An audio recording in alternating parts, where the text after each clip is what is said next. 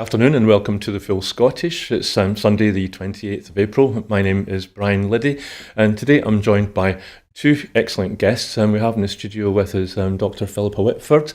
Philippa is a SNP MP for Central Ayrshire, has been since 2015 and was previously the Shadow Health spokesperson and the Shadow Euro spokesperson for the SNP in Westminster. And we're also joined today by William Duguid, our regular writer and activist with Perth and Kinross Yes Hub. Good afternoon to you both. Hi there. Hello. And thank you for giving up a big chunk of your Sunday afternoon. Really appreciate it.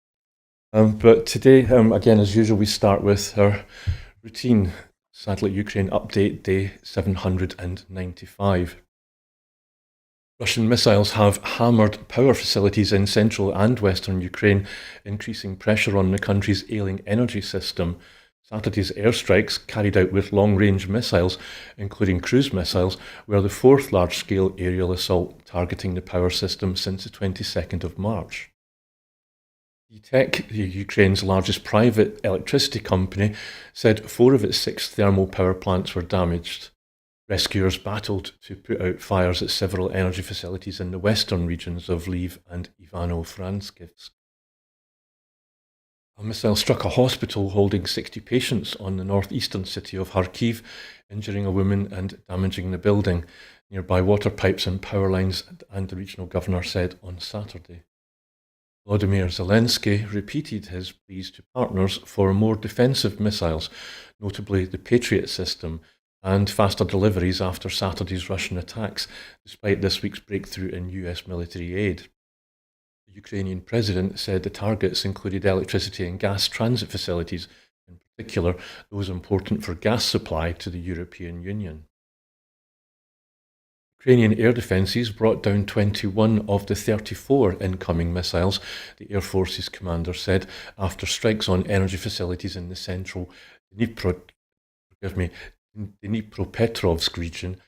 Running water supplies were disrupted in Zelensky's hometown of Kryvyi, officials said.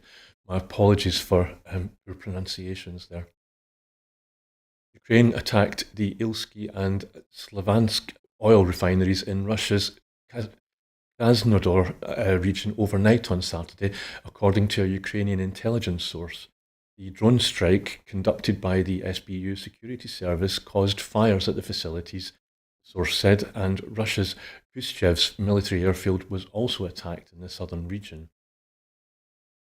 Russia has sent more troops to Okhartyn in eastern Ukraine to reinforce an offensive there, but Kyiv's forces largely hold the village and expect US arms deliveries to turn the tide in their favour, the Ukrainian military said. Russian troops have slowly advanced through at least half a dozen villages on the eastern front since capturing the bastion town of Adkivka in February. Russia's defence ministry has claimed that Russia's air defence system destroyed 17 drones launched by Ukraine over its territory on Sunday, with a regional official saying the attack targeted an oil storage facility in the Kaluga region.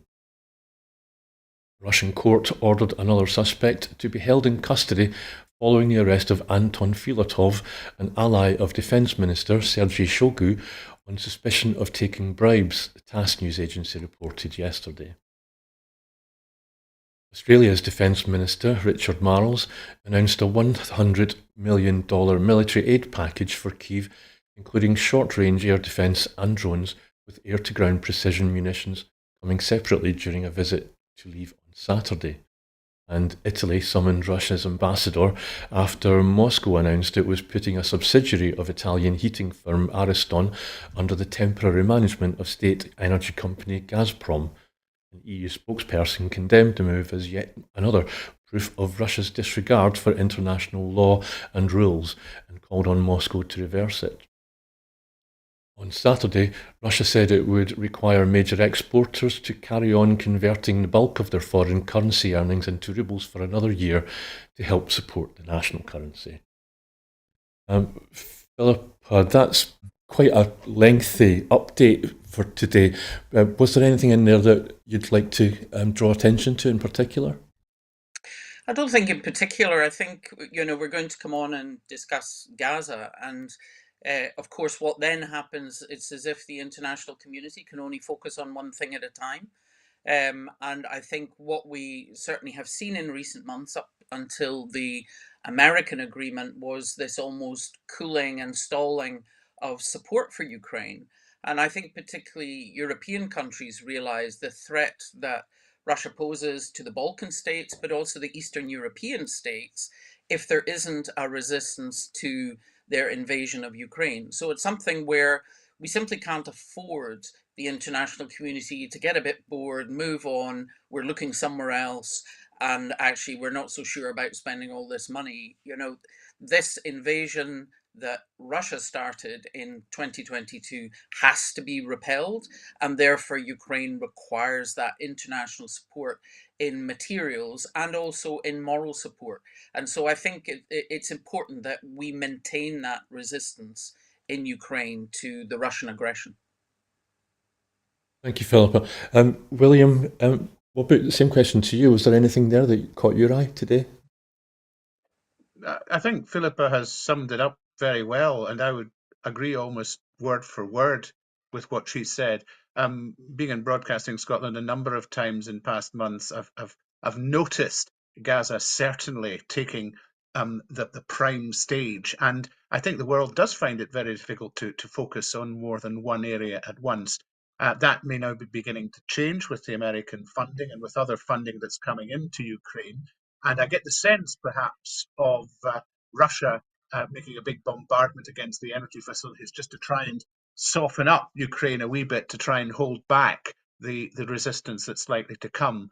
But it's something that we're going to need to resolve in the world. And I don't at the minute see an end game. I just see a prolonged conflict, which is rather upsetting, given that really the world should be looking at other things. And I'm talking here about climate change and other such things, than fighting in various parts of the world. And as you say, we're about to come on to Gaza, and that's another case in point, I think. Thank you, William. Yes, and as you say, so let's move on to the situation in Gaza. The latest figures show that at least 34,454 Palestinian people have been killed and 77,575 injured in Israeli strikes on Gaza since the 7th of October. What are the possibilities of a ceasefire being agreed anytime soon, with Israel still threatening to attack Rafah and the need for humanitarian aid being more desperate than ever? William, I'll come to you first this time. What's your thoughts on the situation there? It's still desperate there. There's been attempts to produce a ceasefire, by which I just mean a temporary truce, really since the first one in November. Talks have been going on and on and on, and we never seem to get any closer to it. And the assault on Rafah gets ever closer. But of course, we need more than a temporary truce. In a sense, a temporary truce, although it may result in exchanges of hostages and the resolution of some families' pain, is just really another way of prolonging the agony. And we need to find a way of bringing some sort of stability, not just to Israel and Gaza, but to the region as a whole, because it is beginning to look as if it's spilling over. Now, I know there are particular avenues beginning to open up today with the World Economic Forum meeting in Saudi Arabia, and some of the Arab countries are forming a little bloc that are trying to push things along.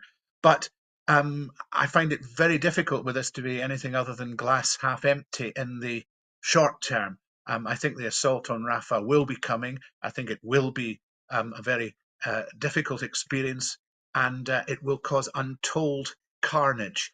And the humanitarian efforts not only need to get back to the level they were before the conflict began, but they now need to take account of the fact that the whole area has been flattened and the infrastructure is virtually non-existent. The health system is non-existent, the food distribution system. It's at the stage where we really need to stop the hostilities just in order to get back to something that's sustainable for the people of Gaza. Thank you, William. And Philippa, I know that you lived and worked in Gaza for a while, and also you'll know the First Minister who had personal relatives who were trapped in Gaza when the attack first happened. So what's your take on the situation? Well, I think, as William touched on, I mean, the situation in Gaza at the moment is utterly appalling and has deteriorated over this last 6 months at a faster rate than in any conflict zone, including in Ukraine, in the number of children killed, in the level of starvation, with half the population malnourished and verging on famine, and with the total destruction of both education system, all the universities gone, a large number, hundreds of schools destroyed, and almost all the hospitals either destroyed or severely damaged, including Al Shifa and Nasser, which were the two biggest hospitals. Almost 500 healthcare workers killed, others arrested and held in internment camps. I mean, literally the entire internal system within Gaza, as William has said, is flattened, and that also includes agricultural land. So the ability to recover, if you think, even if we had a ceasefire tomorrow, and I mean a proper permanent ceasefire, exchange of hostages, bringing in humanitarian aid, and indeed almost a Marshall Plan to rebuild Gaza, that would take you a decade. And if you think of the impact on all that infrastructure, but also the impact on the human capital, the number of adults who will have a disability, who have lost a limb, who have a major injury, the children, I mean, thousands of children with amputations who won't just need a prosthetic, they will need repeat prosthetics as they grow. The babies who've never been vaccinated, the amount of illness and physical disability will be an enormous burden on Gaza as it would try to recover. And then on top of that, it's hard to imagine there is a single person in Gaza who isn't deeply traumatized and will suffer from post-traumatic stress disorder to one degree or another. Certainly, colleagues, people I'm in touch with or have attended briefings with, describing operating without anesthetic, not having any analgesics for patients, having to make triage decisions of who to leave at the side, that have left them literally damaged mentally in themselves. This is literally of a scale and speed. Yes, there are wars that are bigger, but the speed at which Gaza has been physically and mentally taken apart and flattened, including all of its agricultural land, the entire world would need to be involved in rebuilding it. And yet we still have the UK government sending arms to Israel, refusing to fund UNRWA, and having little fig leaves about, we'll put boots on the ground to have this port, pardon me, and bring in aid. Aid is a fig leaf against what is actually happening in Gaza. What it needs is an immediate and long-term ceasefire so that we're actually working to some sort of future, because there's no way Israel can bomb its way to security. And Rafah, when they increase the bombing or when they go in for a ground invasion, is literally going to be a catastrophe that we can barely imagine at the moment. So, from what you're saying, it sounds like this is going to take decades before the effects of this war are dealt with. I was going to ask you about UNRWA actually, Philippa, because we've got a minute or so left. As you're based in Westminster, and Scottish Government, they do still fund UNRWA, but Westminster Government doesn't. Have you had any discussions with any of your colleagues in other parties about whether that's going to change? Well, there's certainly quite a number of MPs across the House who recognise that the government shouldn't have just jumped and stopped funding on the basis of an accusation. But now that the Colonna report is out showing that, there isn't this claim that UNRWA is in bed with Hamas, that staff who work for UNRWA are vetted by Israel before they're appointed, and Israel has produced no evidence so far in their accusation against 12 UNRWA staff being involved in the attacks of the 7th of October. So they shouldn't have just jumped on the basis of an accusation. But now we see other countries, in light of the investigations, restarting funding for UNRWA, which is the biggest humanitarian organization in Gaza, is utterly vital in Gaza, even at the best of times, and yet is, being defunded by countries like the UK at a time like this in the middle of a crisis. So there will be MPs. I put in a question on this for Foreign Office questions on Tuesday, as I'm hoping to go to Westminster this week for the first time in a while because of my mobility issues. I have written previously to Foreign Secretary and Prime Minister around humanitarian aid, around a ceasefire, etc. But to be honest, the UK government is utterly on the wrong side of history on this. And unless they shift quickly, they're going to be left with that legacy of having contributed to the utter catastrophe that Gaza is now.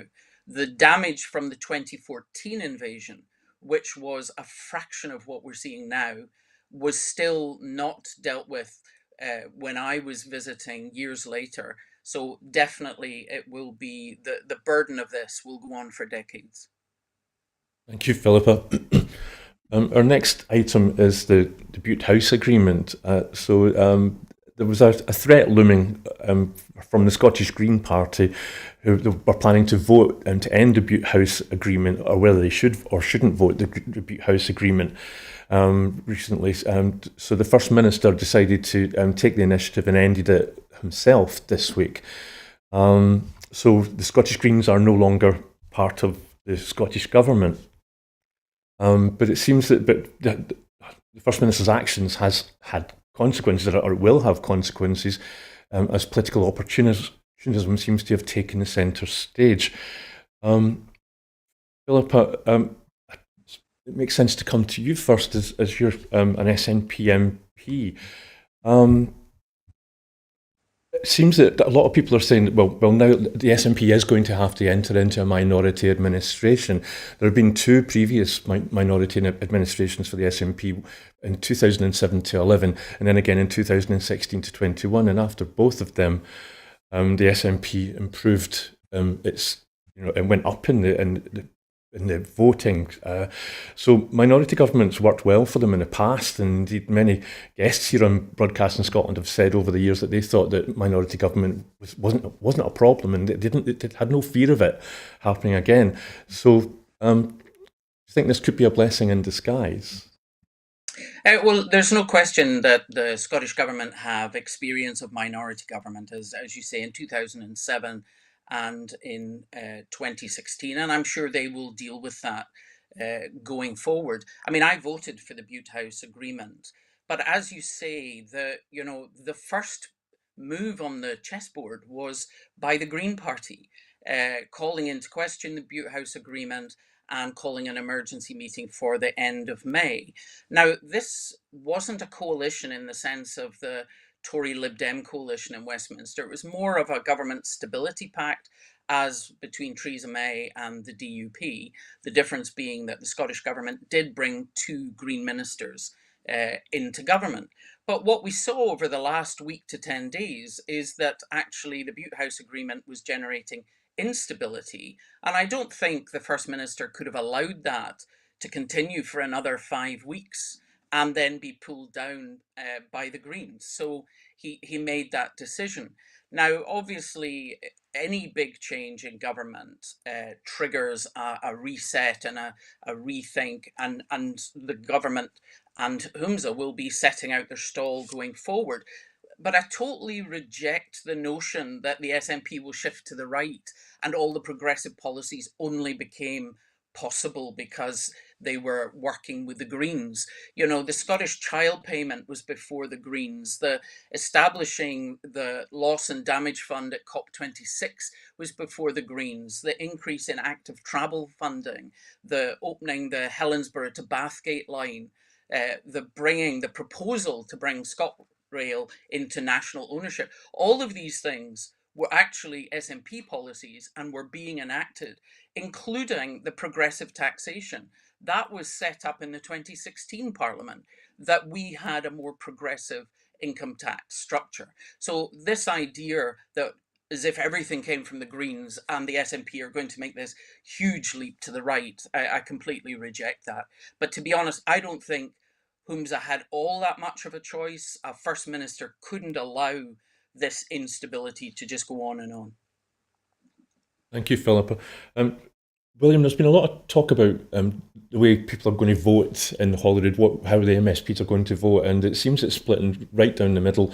If all the unionist parties support the two votes of no confidence that Humza Yousaf faces and the SNP government, then there'll be, it's at 64 on that side, on the unionist side, if I can call it that, including the Greens.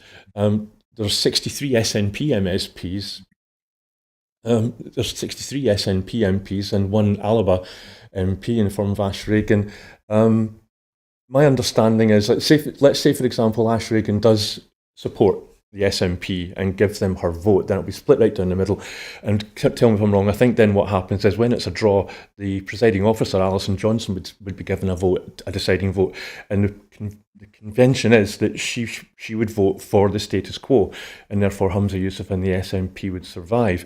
But this thought of the Greens siding with the Conservative Party, and if FMQ's Douglas Ross called the Greens an extremist party, do you think they could vote for the Tories and still claim to be a progressive party?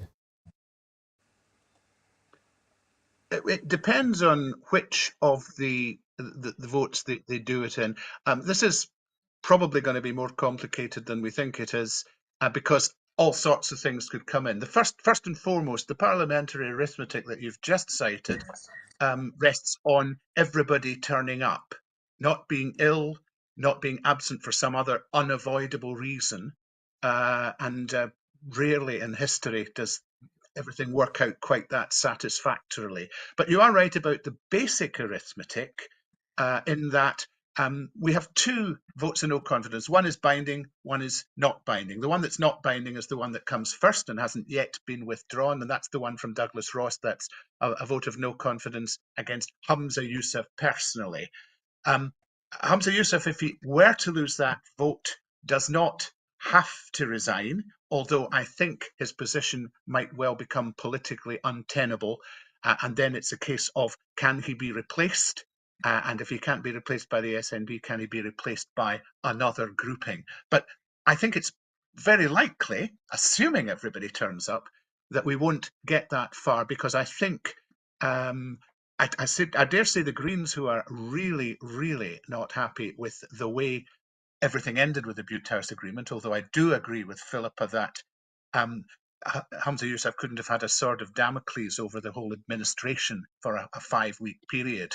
That would have been ridiculous. But nevertheless, the Greens are clearly not happy. Whether they're all not happy or whether we've just heard from the ones that specifically aren't happy, I think it's very likely that they will vote against Humza Yousaf. And then it does perhaps come down to Ash Regan. And I suspect that there will be discussions, at least between Ash Regan and Humza Yousaf, and some form of accommodation will be agreed where she will place her vote against the no confidence vote. The other vote, which is the no confidence vote against the entire Scottish government, and is binding and would lead to the fall of the government, and again a 28-day period in which a new government would have to be formed, which we assume would not be an SNP-led one. And if that doesn't work, then there's an emergency Scottish election. Here, I think the Greens are in a slightly different position, because they contributed to much of, I mean, Philippa listed a whole bunch of things that they didn't contribute to, but nevertheless, they did contribute to much of, in the last 3 years, what the Scottish government has been doing. For them to vote against that, to vote no confidence in the government, I mean, they can claim it's the government as it is now without them, but nevertheless, it doesn't feel right for them to be doing so. And more to the point, if they actually brought down a pro-Indy administration, there would be a severe issue with some of the electorate, some who did give their second votes to the Greens. I suspect would be minded not to do so. Whether that's the sensible view or not, it's the natural sort of view that they would take. And it is very electorally dangerous for the Greens to get involved with bringing down a pro-India administration. So I suspect that if it comes to the no confidence in government vote, some of the Greens will at the very least abstain. And of course, that may mean that who knows what any agreement with Ash Regan might come to in the end. And my underlying feeling, or my overlying, whatever it may be, feeling, is that the Scottish government will get through the week and will still be in situ, and then we do have the situation of a minority government. And I don't think it's as easy to run a minority government as it used to be back in 2007 and even in 2016, 2021, because the whole polarization of that parliament has got more and more shrill. And there is a feeling amongst the Westminster parties that they want a Scottish election. We were hearing that on Laura Kunsberg this morning from people who've really no right to be talking about that sort of thing, but nevertheless were. Ed Davey, Wes Streeting, that kind of thing. Not so sure, by the way, that the Tories want a Scottish election right now, and they might have to be a wee bit careful about what they do. Anyway, it's as clear as mud, and I've probably made it even less clear, but there you are. No, thank you for that, William. Philippa, I'm going to steal a wee bit of time from the next item because I think this is worthwhile. Is there anything that William said that you'd like to respond to? And also, I'll just quickly throw in, what do you think that the social media what role has that played in how events have been unfolding? I'm not sure that social media has influenced how they've unfolded up till now, but obviously there's anger on both sides. There's anger from Greens, but there's also anger from SNP voters who often consider that they have given their second vote to Greens and saying, well, I'll never vote for them again. I think what we do have in Scotland, and it's something that we need to talk about more with people, is this misunderstanding as if your second vote's just a wee spare vote that you can give to anybody.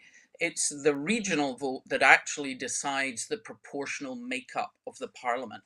So actually, in some ways, it's the most important. Your other vote is to choose who you want as your MSP, the person you go to because you have an issue. And then at the end of all of that, they're using the two votes to see, well, has the party with the biggest share of the regional vote, the additional member vote, got that proportion represented or not, and therefore do they need any extra list MSPs? Now, after 2011, where the SNP unexpectedly actually got a majority, the system is generally not conducive to getting a majority.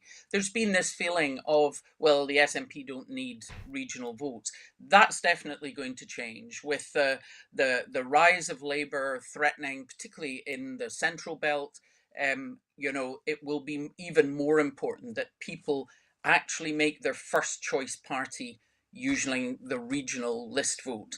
And what we will see is perhaps this reaction against the Greens, but we may also see a reaction against Labour. With everything the public are facing, I think every MSP and every party needs to think about if they actually bring down the Scottish government and force a Scottish election right now, in the middle of all the kind of omni crises that are going on, will the electorate reward them? Will they thank them? And I'm not so sure. Thank you, Philippa. And just really quickly, because we are definitely out of time. I read somewhere that now that the Greens have been in power, and now that we are going to be the SNP are going to be in a minority administration, then the Greens, it should make them a better opposition party. Do you think, is there something in that?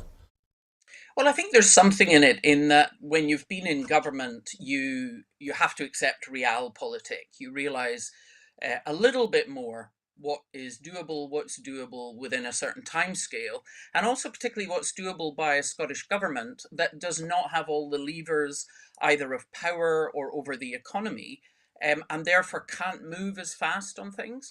I mean, what is driven this to some extent was the abandoning of the 2030 climate target, but that was based on the advice of the Climate Change Committee that said those targets simply couldn't be met. Now, they weren't missed hugely this year, but they have been missed in 8 out of the 12 years because the target was set at 75% reduction. But that doesn't mean that there haven't been, green policies. And I think what we need is for the green MSPs, and I understand that they are upset, they're shocked that, basically Humza called it and brought the Butte House Agreement down. But they also need to carry what they've learned from being in government into opposition. But I think that will take a bit of time for sort of calmer heads and to realize actually there's still more to be gained by working together on progressive social policies, on tackling child poverty, and on tackling the climate crisis by working with the Scottish Government. Thank you, Philippa.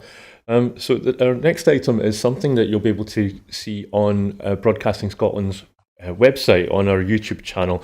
So yesterday, Broadcasting Scotland went to the National Centre for Children's Literature and Storytelling at Moat Bray in Dumfries to stream live an event hosted by the it's very pro-European. European movement in Scotland, or words to that effect. Forgive me if I got that wrong, and if you're part of that organisation. We called it Titans Talk for EU. It was a conversation between Philip Rycroft, the former head of the department that was formed to oversee Brexit, and David Shukman, a former BBC Europe correspondent, amongst other things. The discussion started with how complacent David Cameron was in holding the referendum in the first place, and then went on to talk about how ill-prepared Theresa May was, and the UK government and how badly the UK government negotiated Brexit, and how everything became mixed up with jingoism and anti-immigration rhetoric, which ruled out staying in the single market and ruled out freedom of movement. And then under Boris Johnson, it was as if it became an act of self-harm that's costing the UK economy billions every year. William, I don't know, did you manage to see the programme? You mean, did I do my homework? Yes. Okay, so for me, one of the biggest themes was that any future government, regardless of colour, is going to be constrained by Brexit, and there's going to be lots of people saying this is ridiculous. But what did you take from it?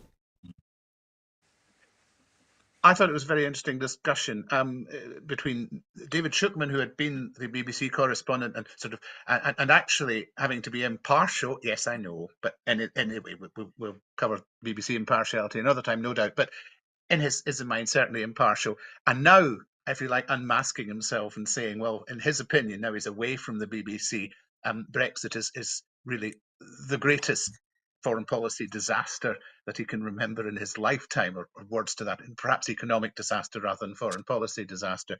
He was doing the interview, and the person who he was interviewing was Philip Rycroft, who had been the civil service head of the Department for Leaving Brexit, which basically meant that they had to handle everything the politicians were throwing at them in terms of how they wanted to do it. And it was a fascinating discussion about just how they were constantly having to put facts in front of the politicians, and the politicians constantly refusing actually to acknowledge the facts. It took 2 years of them saying, well, look, this is what you want to do, and this is where it will lead. And this is not just us saying this, this is sort of backed up by evidence. They managed to avoid a no deal, which would have been truly awful, going to World Trade Organization terms, but it was a close run thing. And so it was interesting to hear about the sort of civil service life and the way that sort of operates. The other fascinating thing about it was that, yes, there is no quick solution to this, no matter what the European movement in Scotland or the other pro-EU bodies might want to do about it. We're not going back in a big way as the UK to the EU anytime soon. And it is going to be a sort of patient plugging away at trying to improve things slightly and slightly and slightly until there comes an opportunity actually to get back to something like a relationship with a single market. And the loss to the UK economy has panned out pretty well, as Philip Rycroft thought it might, which is to say that it's affected growth by between 4 and 6% per year over the period. And all the trade deals that they sort of wave the flags about, such as, oh, here's a big one with Australia, or here's a big one with the US, they are covering less than a fraction of 1% of trade. Therefore, you would need 28 or 29 such deals in order to cover the gap, and those deals just ain't there. So I found it perhaps not a discussion that cheered me up very much, but nevertheless, the struggle goes on. And of course, for Scotland, there may be options, although again, Philip Rycroft did point out that whereas after Brexit, there was perhaps slightly more support for independence because that was a way of getting back into the EU, it also becomes more difficult because effectively Scotland has to play off its existing trade relationship with the rest of the UK and getting a better trade relationship with the EU, and it's difficult to do both. Not impossible, I think, but difficult, and it will depend how any rapprochement between an independent Scotland and the EU might go. Thank you, William. Philippa, you'll be ideally placed, I would imagine, to say what you thought if you did manage to catch the show, as you were in the room when all of this was happening and during the referendum and the run-up to the referendum. So what's your recollection of Brexit, and what do you think about how is it going to constrain future governments? A complete burugh is my impression of Brexit. It was my impression when I was campaigning against it, and certainly in the early months after. I mean, one of the issues that I was very close to as a breast cancer surgeon was the difficulty in bringing in radioisotopes that we use for things like bone scans and that we use for some of the breast cancer surgery. They only have a half-life of a couple of days. So if they were spending days at Calais or days at Dover, then we were going to have a serious issue, and we don't produce any of them ourselves. The government hadn't even thought of that, and it literally took a lot of pushing to even get the issue of isotopes and drugs, the UK doesn't really produce any insulin, onto the agenda. And of course, some of that has come home to roost in that we see drug shortages in the UK at a higher level than ever in the past. So a lot of the stuff that was called Project Fear and scaremongering and so on has exactly come to pass. If you go back, I mean, it was clear that Cameron felt that UKIP were snipping at his heels going into the 2015 election in exactly the same way as Reform is snipping at the heels of the Conservatives. Now, the Conservatives have already flushed themselves down the toilet, but they are equally afraid of Reform, which is why they just keep moving further and further to the right. I think Cameron probably thought that in promising a referendum, he was most likely to have another coalition with the Lib Dems, rather than an outright win, and therefore he wouldn't have to deliver it. So there had been no impact assessments, there was no contingencies. As the programme highlighted, there was literally no preparation being done for that. The 2017 Parliament, because obviously Cameron just up sticks and walked off, under Theresa May, was entirely a Brexit Parliament. And it was a hung Parliament. So, you know, it was very hard to get anything done. Everything was coming down to vote differences of single figures.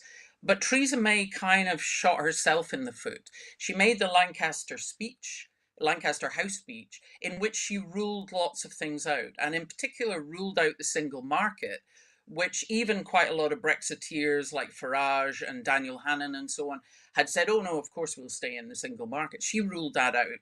The other thing that she then did is she triggered Article 50, which meant the clock was running when she hadn't actually worked out what she wanted. And as you may know, my husband's German, so we were also kind of keeping up with German media, where they were reporting her coming to one of the kind of EU meetings and basically asking Merkel what can you give us? They had no vision. The Leavers had no vision, and the government at that time had no vision. And of course, we were gradually, with the clock counting down, getting closer to a no-deal Brexit. That obviously got worse once Johnson took over. And, what Theresa May had set out is, we can't be in the single market, but there mustn't be a border on the island of Arran. And literally until the Windsor Framework, they've literally spent over 6 years trying to square that circle and not been able to. They hadn't thought of Northern Ireland, didn't really care much about Northern Ireland. And what we saw in the attacks on the Northern Ireland Protocol is that they were always happy to use Northern Ireland as a stick against the EU to sort of rally the right-wing Brexiteers. And the problem is now that there's probably not a household that isn't affected by this. Some polls are showing, Brexit's not a big issue. But inflation and cost of living is a big issue, and Brexit's contributing to that.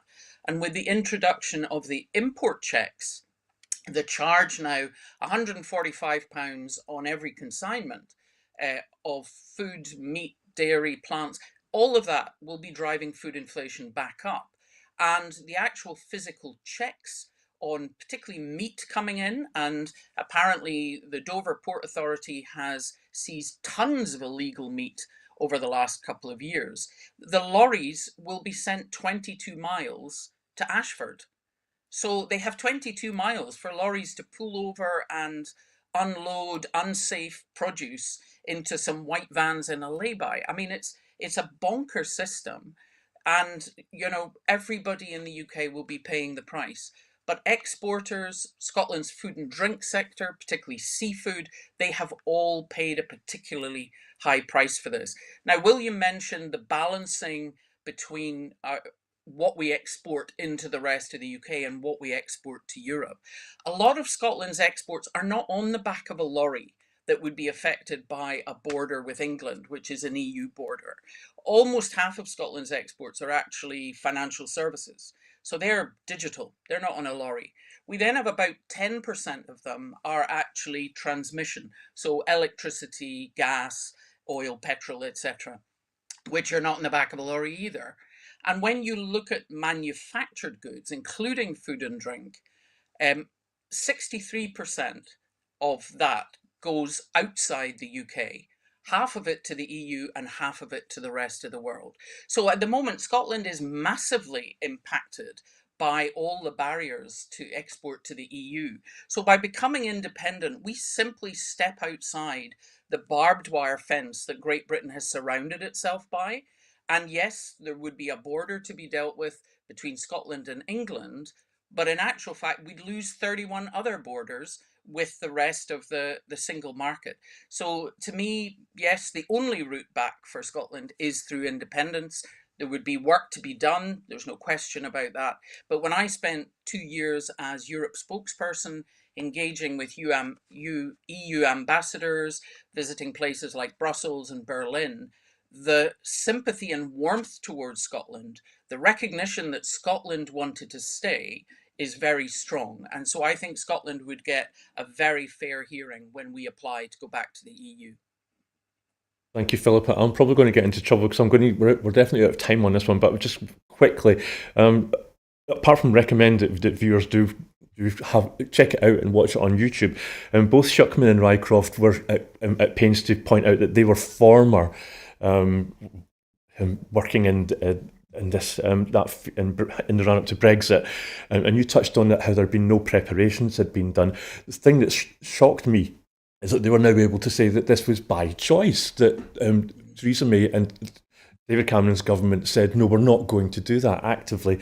They talked about the photograph with David Davis turning up to meet Mr Barnier with nothing in his stacks. But as you were an MP in Westminster at the time, were you aware of that it was actively not being prepared for?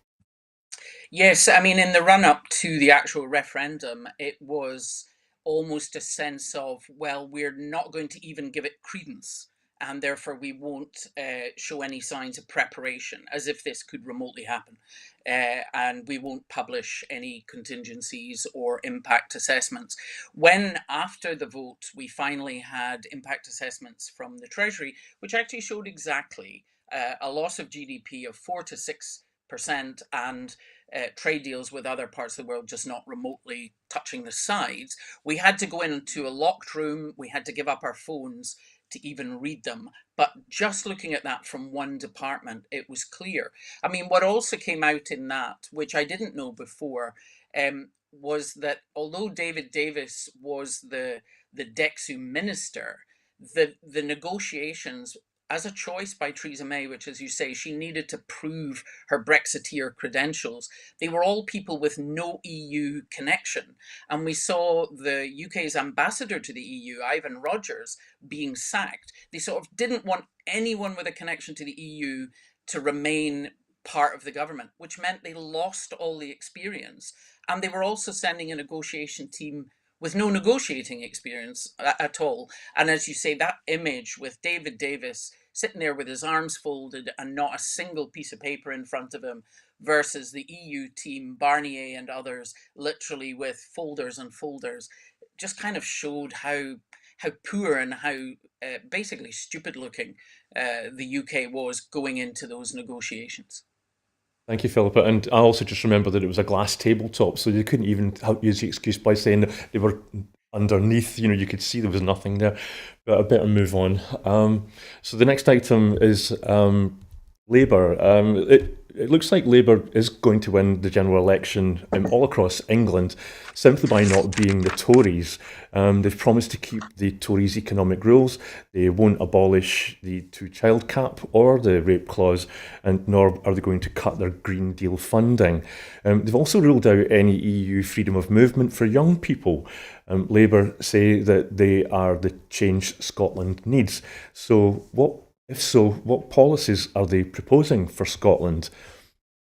Philippa, I'm just wondering, so this is about Labour in Scotland, I suppose, but what's your take on this coming from Westminster? Well, I think what we see is, yes, there is an expectation that there will be a huge majority for Labour, particularly across England. And there's a danger in that I think isn't being touched on.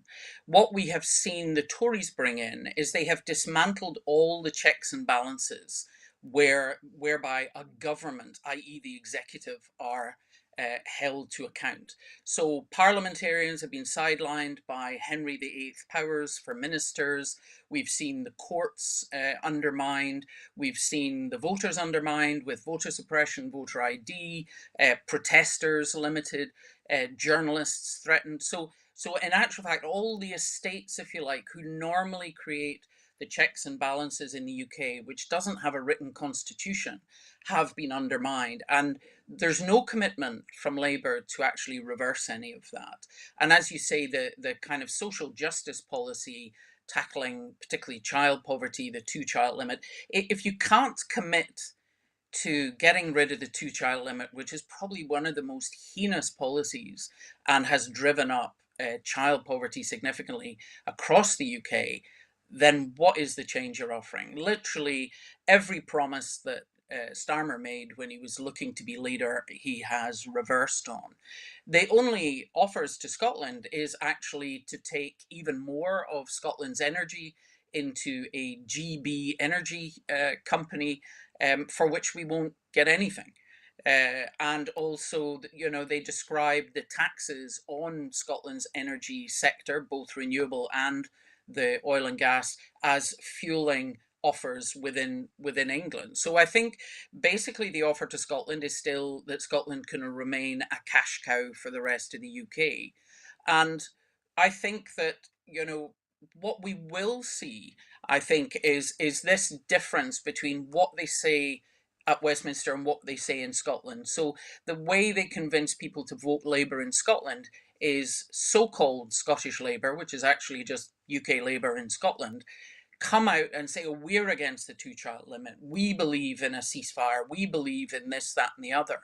When they know fine, that is not what Starmer is going to do. So, we're against the 2-child limit. We're for bankers' bonus cap and then reversals on that. And I hope that the public are paying attention enough to not fall for what is promised by Scottish Labour, but pay attention to what UK Labour are saying, because we saw that with Michael Shanks in the by-election in Rutherglen and Hamilton. He came out with all of the things that would seem very popular in Scotland, but he did exactly what UK Labour MPs did in the past. Once they're in Westminster, they're UK Labour MPs. They're no longer Scottish Labour MPs. And when we went down in the tsunami, as it was called in 2015, or Jocalypse, as Boris Johnson named it, there were people who were astounded that there were so many Scottish MPs, because they changed the alphabet signs on the lobbies where we vote to increase the Mick and Mac section. And the number of MPs from other parties, particularly Conservatives, saying, oh, it's because there's so many more of you Scots here. And we said, no, there's exactly the same number of Scots as there was before the election. It's just Labour didn't speak about Scotland, they didn't speak up for Scotland. And that's the one thing that SNP MPs at Westminster have consistently done for the last 9 years, is we work to make Scotland's voice heard. We are a minority within Westminster. We can't control the outcomes, but we can jolly well make sure Scotland's voice is there. And when people are talking about how great Stephen Flynn is at PMQs, and he's fantastic, is if the SNP are not the third party again, then that opportunity that he gets every Wednesday disappears. And it would be one question every 6 weeks.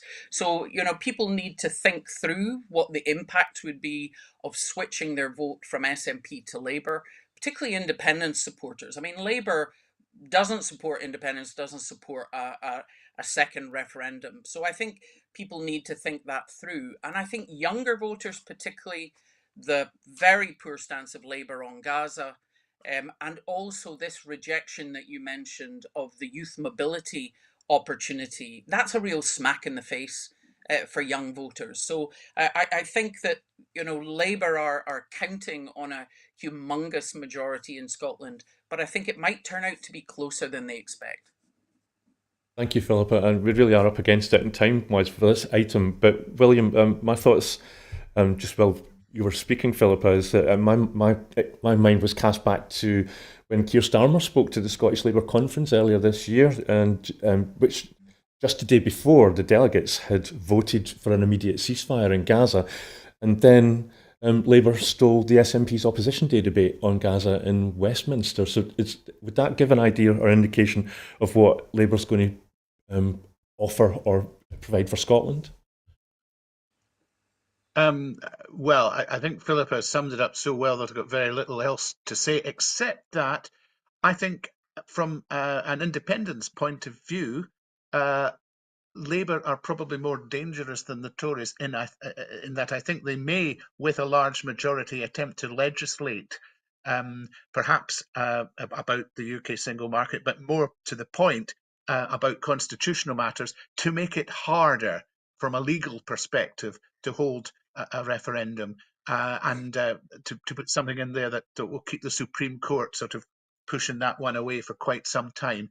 And if they do get in, we have to, as a movement, as an independence movement, we really have to stand up and not take it, and really argue back as hard as we possibly can and make the people out there who may have voted Labour,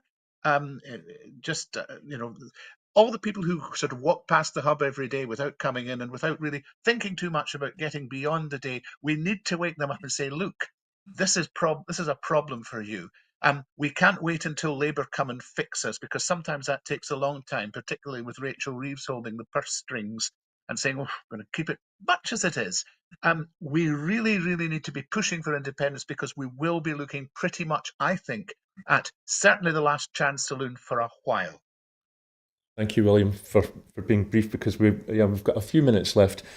So given everything that we've discussed this afternoon, what is the future of independence for Scotland? William, I think it's your turn first. Oh, I'm being told to use, I've got a Latin phrase here written down, which our colleagues have come up with, quo vadis libertas, which, Aye, where's liberty? Where's liberty going? Well, I think right now the independence movement is feeling a wee bit battered and tired, and many of them, well, all of them are 10 years older than they were in 2014, but the sort of old codgers who tend to actually be at the forefront of the independence movement are definitely 10 years older. So we need to somehow collect our strength. And the most important thing I think we can do in the next little while is to find a way of putting aside the differences that we've all managed to develop amongst ourselves. We're united on one thing for sure, and that is that Scotland needs to be independent. And we should focus on that and focus on a way of getting there as a united front and convincing people as a united front, because we need to look like winners in order to win a campaign. Right now, I don't think we do look like winners. I think we can look like winners, but it is going to take a great deal of effort just to put to one side the things that have been holding us back. And if we achieve nothing else in the next 2 or 3 months, if we can come out of the summer in that sort of shape, that'll be great. I would like, for example, and it is just a small example, I know, I would like to see the end of there being 2 different independence marches by different organisations within 2 weeks of each other in the same town. It seems to me that that automatically cuts down the numbers and indeed the effectiveness of each one. I know there are reasons why it's hard to get together and that sort of thing, but if we can't get together on something like that, what else can we get together on? That for me is the most important thing. We need to be positive again and to communicate that something positive is going on. thank you, William. And Philippa, you get the last word on this. What is the future of independence for Scotland? Well, I would agree utterly with William on the need to reunite the movement and re-energize it. I mean, I had started to go back on the road in 2018, in a way reprising what I was doing in 2014. Obviously, COVID meant you were doing meetings online, but largely what has happened for the last kind of 5 or 6 years after Brexit is we're spending too much of our energy and our time focusing on the process. How can we get it? How can we trigger it? In actual fact, what gives us power is the support of the people of Scotland and a majority of the people of Scotland. As I said, my husband's German. We were in Germany just a couple of months before the wall came down in Berlin. You couldn't see it was going to come down. Finally, the people in Berlin decided they were taking it down, and they did. If we were standing with a clear majority of the people of Scotland wanting independence, that gradually becomes unstoppable. It gives power to our MPs at Westminster. It gives power to our government in Holyrood. The problem is we've always been in a position, oh, here's a poll showing us over 50%, oh, but here's another one showing us below. What all of us need to do is spend more of our energies not squabbling among ourselves, but reaching out, whether through events. I've been doing events around Scotland, a European nation, or the well-being vision for Scotland. And, once I get my feet working better, I'll be back doing that. But all of us, even if it's a conversation with friends or neighbours or relatives, we need to be reaching out to the people who are not yet decided or not yet convinced, because it's getting a clear majority of Scotland wanting independence that will bring it about, because eventually that democratic will becomes unstoppable. Thank you, Philippa. That is the end of the show. So I'd just like to thank you both. Thank you, William. Thank you, Philippa, for really giving up, as I said, a huge chunk of your weekend. We really appreciate it. Yeah, thank you. And Philippa, I hope you're on the mend and back up and about and 100% soon. And you too. Yes, it is tricky. Thanks, William. So that is it for this week's Full Scottish, but before we go, I just want to remind you that here at Broadcasting Scotland we depend on the generosity of our supporters. Our programmes will always be free to view. However, if you can afford £5 a month, please do consider becoming a Broadcasting Scotland supporter. To everyone who has donated and to everyone who has signed up to make a regular monthly payment, we thank you very much. Our focus must now move to securing the future of independent broadcasting for Scotland by growing our subscriber base and regular funding. Thank you once again to our guests, Dr. Philippa Whitford and William Duguid. And thank you to you for watching at home. So goodbye and enjoy what's left of the weekend.